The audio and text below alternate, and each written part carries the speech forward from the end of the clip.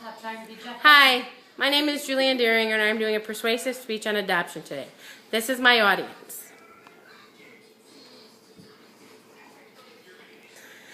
Okay, adoption. There are several types of adoption. There's a state adoption, there's a international adoption, there's local adoption. I myself was a state adoption. I was adopted at 17 years old while I was in foster care.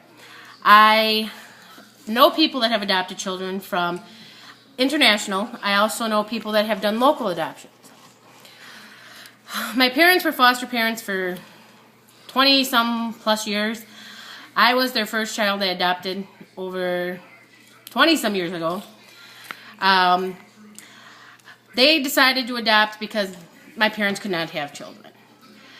After many years of trying, they were foster parents and they decided with keeping one of them, but we ended up keeping 5 children that my parents adopted, and they were all state adoptions.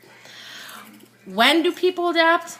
That just depends. A lot of people do it usually a few years after being married, or if there's complications to having children.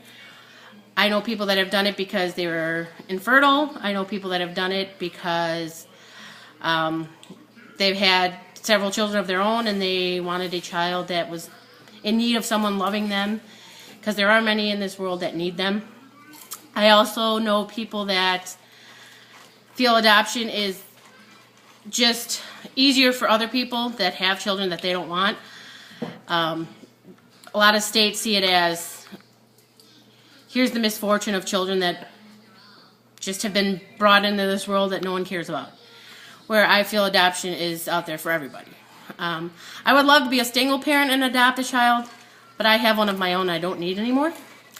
I also, my big thing is where, when, why, and how. How is basically you have to go through many background checks, many home studies. They look into financial, they look into past, present, and future, up to stability.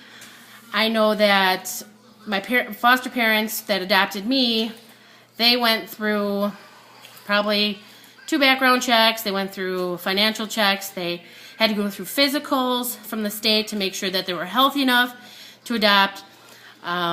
This last one that my parents adopted, which was 3 years ago, they didn't have to go through all these tests and same things because they've adopted prior. They just kind of, said, okay, here you go. I know people, my best friend did an international adoption. She adopted a child from South Korea. When they thought they could not have children, shortly after, usually I think it's like 3 or 4 years after they adopted, she got pregnant with her first child. So a lot of people say that it was a omen that you adopt, you get pregnant. Well, in her case, she did. There are other ways people can adopt. I know several different websites. You can go to the state website, which is dcf.wisconsin.org. There's also the children adoption site. There's the lssadopt.com or .org. There's a bunch of other websites that if you just Google, which I love to do, you just find websites for adoption. I Googled myself and Wisconsin. I just Googled Wisconsin adoptions, and it came up with the 5 whys of who, what, where, when, and why. Most people want to adopt babies. It's very hard to find people to adopt special needs children or older adolescents. I was 17 when I was adopted. All my other siblings were adopted at younger ages. My sister and my brother, who are a year apart, were adopted, I'm